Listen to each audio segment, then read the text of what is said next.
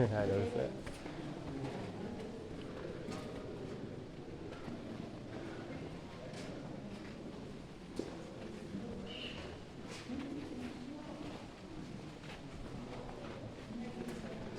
Now, guys, as we came by this largest pile of backwater, I had a decision that I had to make because of the amount of time we have left in the cave. I really think that you guys are going to be okay seeing this beautiful scene instead of stopping and talking about the backwater. Is that okay? Because we've got time to do two things between leaving the seats and getting out. I love this little loop right here. Now, kids love this little loop right here too. Like I mentioned to you, coming in the cave, it's the knowledge you bring with you, right? Now, I don't know about y'all, but when I look up here, right here, I see something. What do y'all see sitting right there? Moving. Hello. Stay up. Michelin.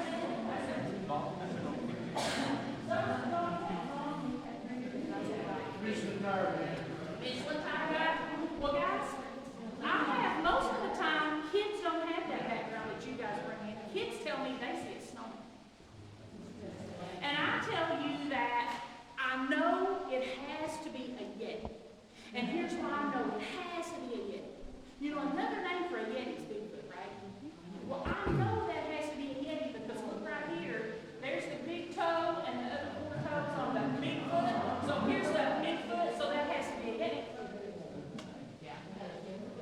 Now, am I saying that's literally a foot? Well, of course not.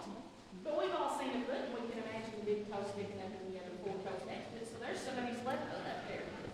Also, down low in this part, we've got an Easter bunny holding an Easter egg over here in this beautiful snow seal. But you're also going to notice in this spot wonderful little stalactites hanging up here with drops of water everywhere on them. And that water's dripping down off these stalactites. Look at all these little drop places. Guys, this is a stalagmite version. We've got stalagmites growing right here. The biggest ones are here, which correlates to where the most water's coming in. Now, kids like to come through here because it's snowy. Adults, I have to bring you through here because this would not be a true government tour if I couldn't lead you in a blind circle and take you right back to where you came. So, we are going to leave this area and go to our last spot on our tour today.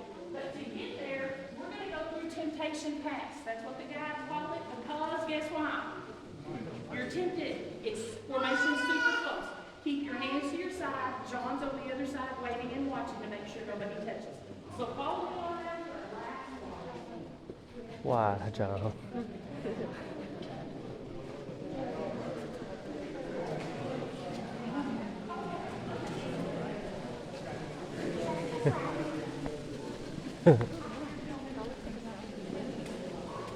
What?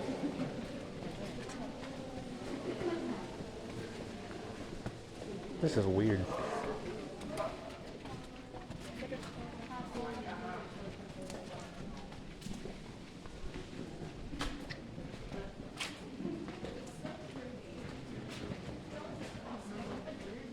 Right?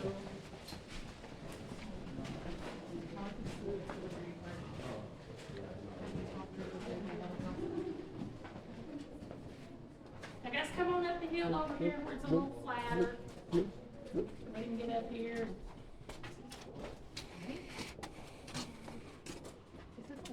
Surface, huh? Yeah, if don't touch the rocks. Oh. That's a rock. Fun fact.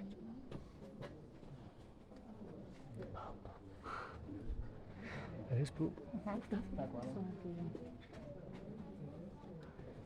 Guys, come on up the hill into this little flat area up in here.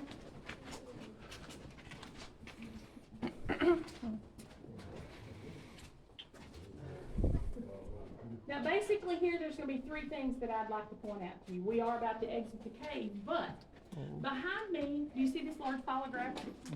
Yeah, this is surface gravel again. There was a sinkhole here that caved in about the same time the other one did.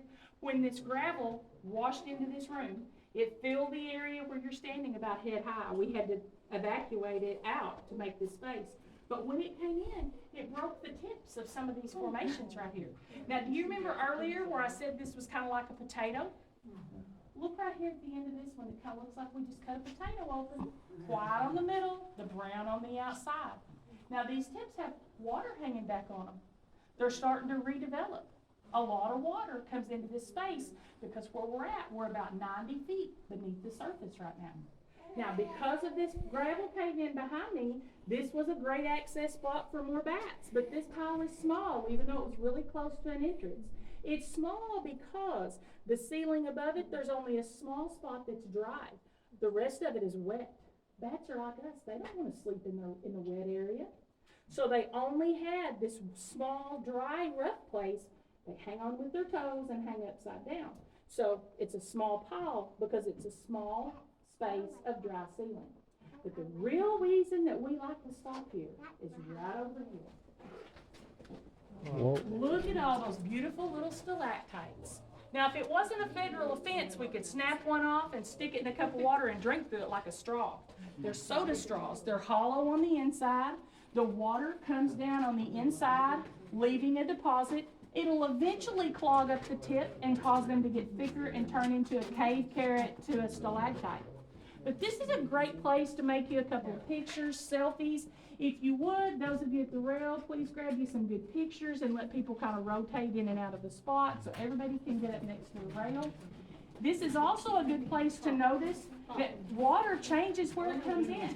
We have a dry, dormant formation right here, and just inches away, we have an active wet formation right by it, based on where that water's coming in. Well, When you get up to the rail, look at the tips of those. Each tip has water hanging to it, just ready to drip any second.